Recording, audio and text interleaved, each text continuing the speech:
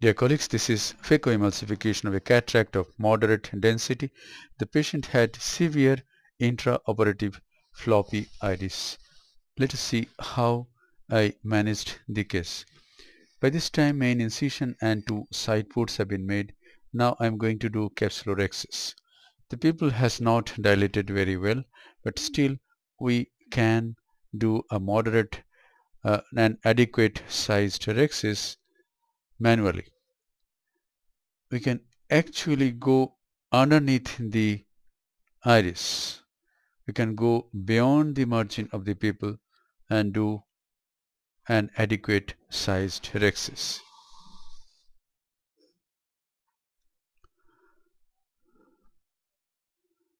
So the rhexis is done. Now hydrodissection has to be done very carefully because blowout rupture of the posterior capsule can occur if we inject a lot of fluid at on-go. I can make out at this stage itself that the iris is very much floppy and I am going to have a tough time during emulsification of the nucleus. But I want to see if I can do emulsification of the nucleus without using any pupil expansion device. If I can do that, I can avoid injury to the sphincter pupillae. Any pupil dilating device will cause some amount of sphincter trauma. Some will cause more trauma, some will cause less, but some amount of trauma will occur. Now I have to do vertical chop in such cases. Not have to, but I opt to because I don't want to go underneath the iris and do a horizontal chop. So I hold the nucleus at the center and very close to the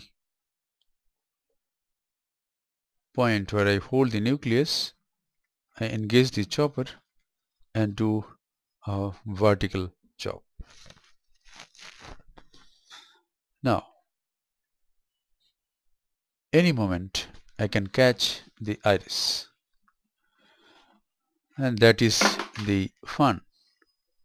If I can manage this case without catching the pupillary margin, that is a success. I have not used any pupil expansion device for another reason, that is the cataract is not hard, it is of moderate density in this case. So I'm sure I will be able to complete the case, and I find that the nucleus is brittle, it is breaking easily. So I will be able to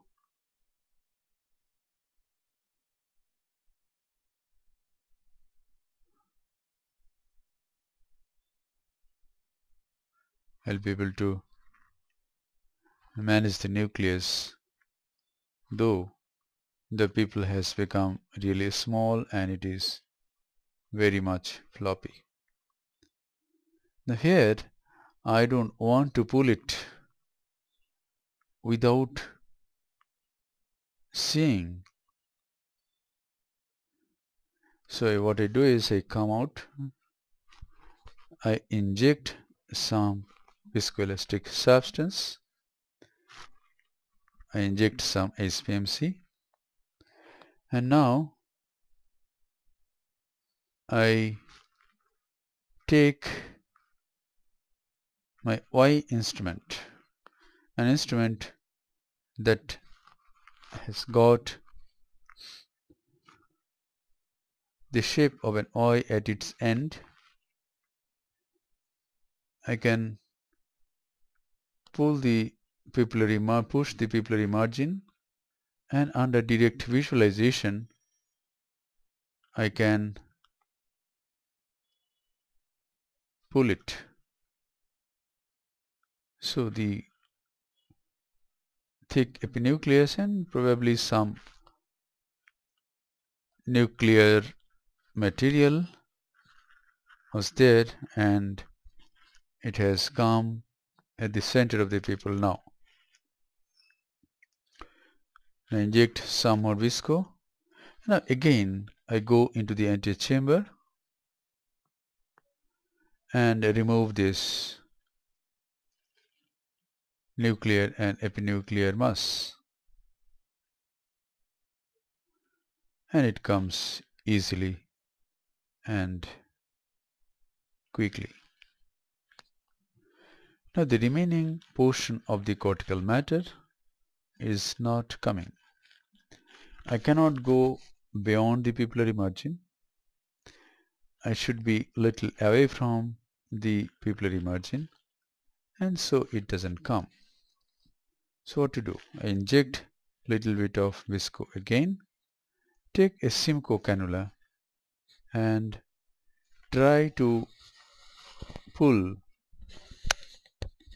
this epinucleus towards the center,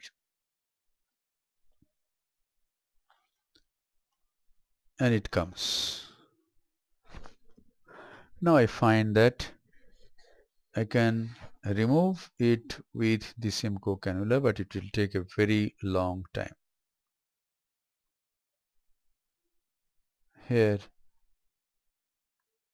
I am coming out. I am going to inject some viscoelastic substance, push this epinuclear mass to one side. Here I am injecting viscoelastic here at around 9 o'clock. I have pushed the epinuclear mass towards the other side, towards 3 o'clock. Now I go again with the Phaco handpiece and remove this epinuclear mass, and this time it came out quickly and nicely.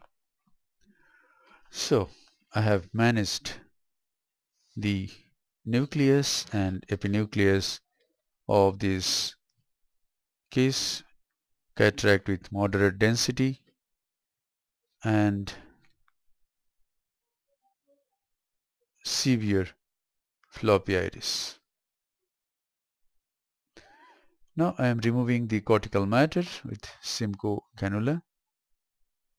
It doesn't come, I can't see it, so I have to use my intuition.